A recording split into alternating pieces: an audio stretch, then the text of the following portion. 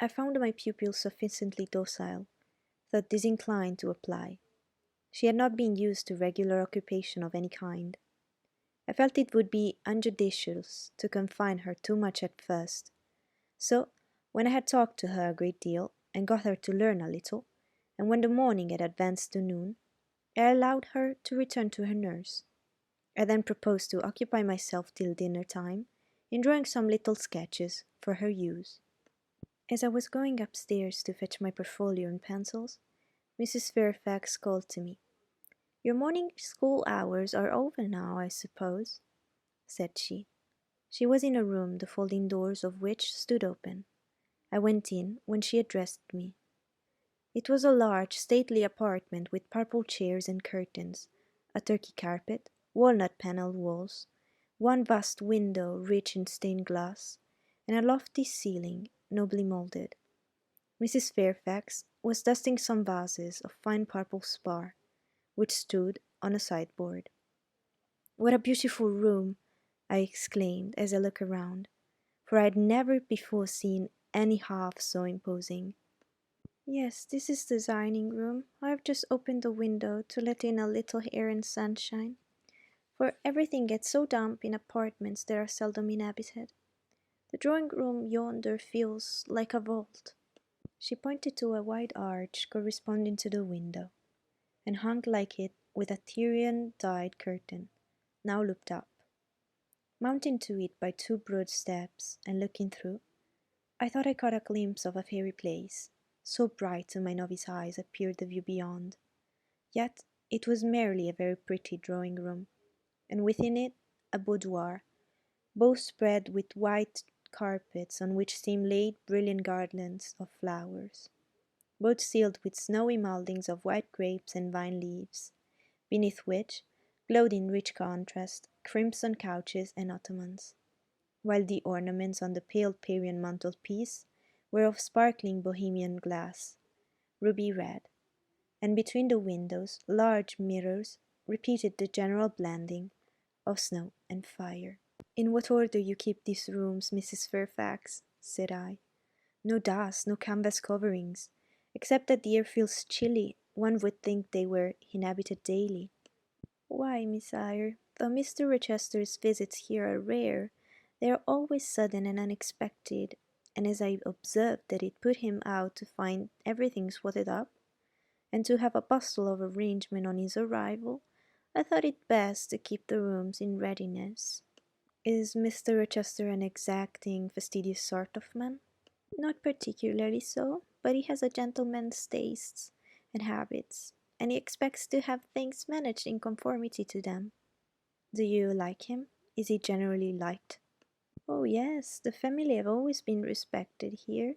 Almost all the land in this neighbourhood, as far as you can see, has belonged to the Rochesters, time out of mind."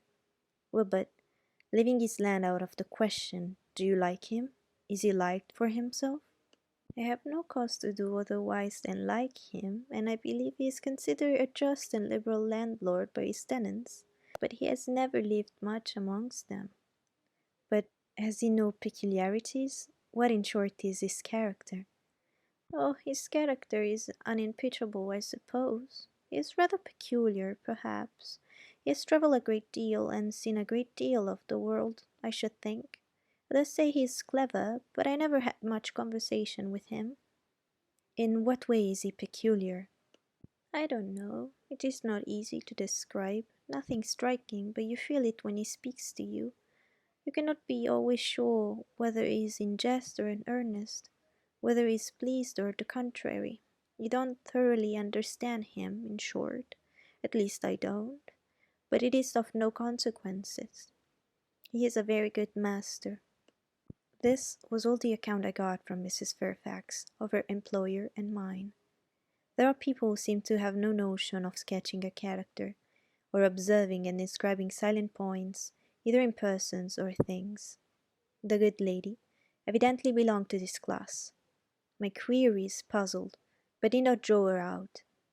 Mr. Rochester was Mr. Rochester in her eyes, a gentleman, a landed proprietor, nothing more. She inquired and searched no further, and evidently wondered at my wish to gain a more definite notion of his identity. When we left the dining room, she proposed to show me over the rest of the house, and I followed her upstairs and downstairs, admiring as I went, for all was well arranged and handsome.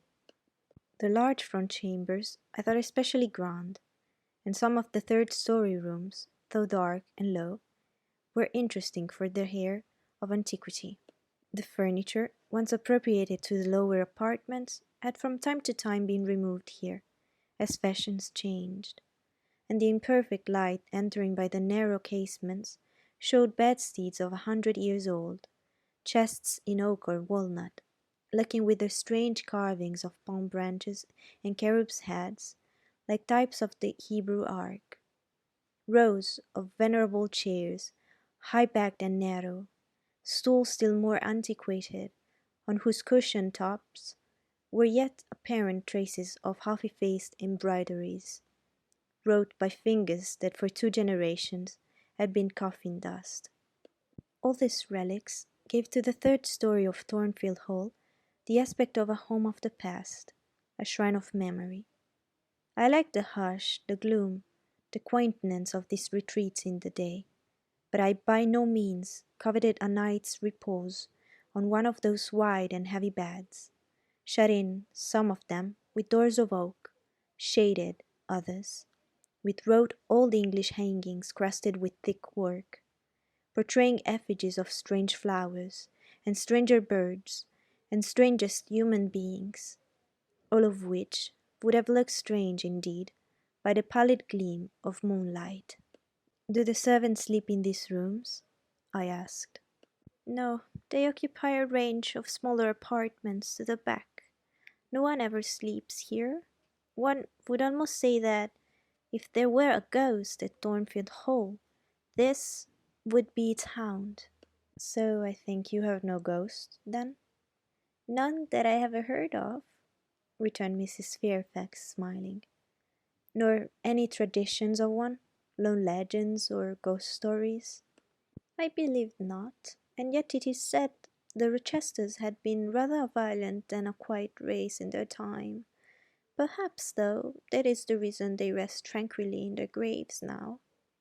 "Yes, after life's fitful fever they sleep well," I muttered. "Where are you going now, Mrs. Fairfax?" For she was moving away. "On to the Leads. Will you come and see the view from thence?"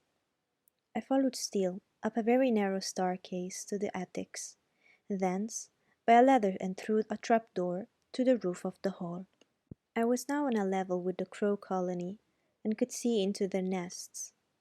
Leaning over the battlements and looking far down, I surveyed the grounds laid out like a map, the bright and velvet lawn closely girding the grey base of the mansion, the field, wide as a park, dotted with its ancient timber, the wood, dun and sere, divided by a path visibly overgrown, greener with moss than the trees were with foliage, the church at the gates, the road, the tranquil hills, all reposing in the autumn day's sun, the horizon bounded by a propitious sky, azure, marble with pearly white. No feature in the scene was extraordinary, but all was pleasing.